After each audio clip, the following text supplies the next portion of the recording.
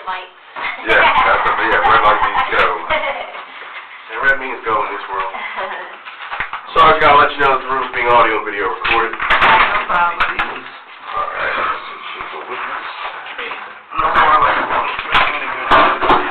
So I'll get some basic stuff from you real quick. Okay. Last name's White. White. First name? Alicia, A-L-I-C-I-A. A-L-I-C-I-A. Yeah, it's been a long morning already. You signed with the Western Sergeant? Yes. Okay. Cell phone? 443-934-5925. 5925? Yes, that's the pocket card number. Alright, sequence? Out of 841. EOD? 42610. And I'm writing stuff backwards and everything now. Rub it off. Height and weight? 5'1", about 135. Last four? 1113. 1113. What hand are you, sir? Say that again? What hand are you? Right-handed. Right hand. Any injuries or anything like that? No. Okay.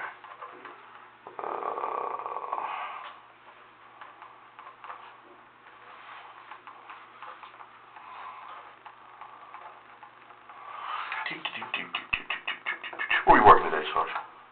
Where was I working? What are you working? Unit. Oh, 7 Baker 30.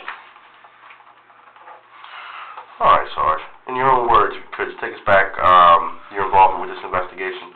Kind of, you know, what you're doing before, what happened. Okay. The more detail you give us, the better off we are. Alright, I was in a station doing, Sunday inspections, stats and everything, making sure all of that paperwork was in. I heard 7 Baker 09 call out in reference to a foot chase. They were out on their bikes. It was, Lieutenant Rice, Miller, and, Officer Nero. So they were out. Then I heard them say, you know, he's going this way, going that way. I don't remember the exact directions, but then they said they got him. I continued on once they got him with my stats and everything. Then they called for a wagon. Well, they was like, you know, can you speed the wagon up? So the wagon came. Then they continued on with their proactive enforcement that they were doing. Then they got down to North Avenue block. Then they asked for some more units. Once they got down there, a crowd was formed. At that time, I hopped in the car with another officer, Officer Wood. We rode down to the 1600 block, I believe it was, of North Avenue. Once we got down there, I was talking to the lieutenant in reference to what they had. Was he a young guy or older guy? He was like, you can walk over to the wagon and see. Once I got there, I don't know what the guy looks like because he was kind of leaned, he was sitting in between the seat and the floor, and he had his head like kind of down like this on the thing. So I'm thinking, let me try talking to him as a female. Maybe, you know, he'll be cooperative and try talking. He wasn't saying anything, so I just kind of, you know, left, came back to the station or whatever. When I got back to the station, the wagon was already there with the prisoner. They had 2 people. When I got out of the car, they were like, I guess, attempting to get him out the wagon, at which time they were like, is he breathing? So I'm like, well, if you don't think he's breathing, call for a medic. So then I get on the air and I'm like, so Novak calls up for a medic. And then I get on the radio and I'm like, after they said, do you think, you know, is he breathing? So they're all like, I don't know, you know, I can't really tell. So I get on the air and I'm like, 7 Baker 30, do you have a medic en route to the district dispatcher advisors. Yes, at that time, she said she does. Medic comes, and then they look at him. They do whatever they do, and they're like, oh, he's non-responsive. He's a non-breather. So then I get on the phone, I call the lieutenant, I say, hey, OT, your guy, the medic is saying is a non-breather. He says, okay, I'm on my way back into the station. And then from that, supervisor's complaints start coming through. So then I call 2284 to see what the supervisor's complaints were. 2 of them came through. One said in the 1600 block they witnessed a fight or altercation, but it was an unknown caller, unknown phone number. Nobody wanted to be seen. So I went back through that area. Wasn't nobody out there. So I wrote the supervisor complaint up, made attempts to locate any other witnesses with negative results. Then another supervisor complaint came out for the 1700 block of Fulton. So I kind of was like, well, the only thing that's close to that would be the 1600 block, that North Avenue corridor. And that guy, I think his name was Rodney Clark, from KGA dispatcher stated he had video of officers assaulting somebody. I tried calling him, never got through with him. They gave me 2 numbers. Either number I was able to get through with. And that's basically... Did they give you a date of birth on that supervisor's complaint, by any chance? You said Clark? Clark, no, they just gave me a phone number. Just the 2 phone numbers, both of them tried? Let's take it back a little bit, Sarge. You said the first contact you had with the Wagon and the prisoner was when they were up on North Avenue. North Avenue, yes. Arresting the second guy. Correct. Okay. And when you went up to the Wagon, you remember what side he was on? I'm walking up, it would be the right side. So he's on the right side. And did you open the cage?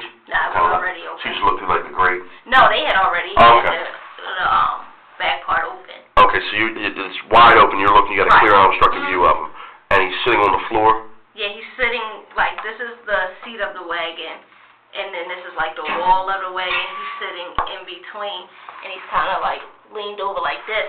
So I kind of get on. You know how the wagon has that little black part. I kind of stand up there, and I'm like, hey, you know, what's going on? Like, what happened? And he wasn't saying anything. He was just kind of like not responding or anything. Did he make any noises or anything? Yeah, it was kind of like a little noise or whatever, but it was like he was verbally saying anything. So I just figured at that point he was like, just didn't want to cooperate.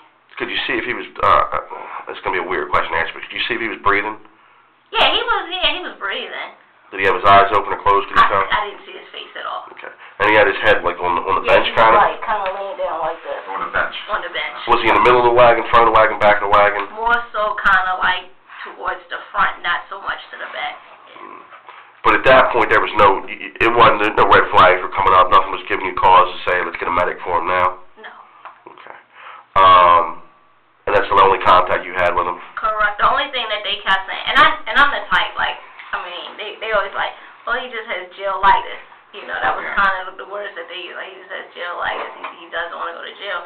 And I'm like, you know, you don't know that, but, you know, once we got to the district, and I seen how he was.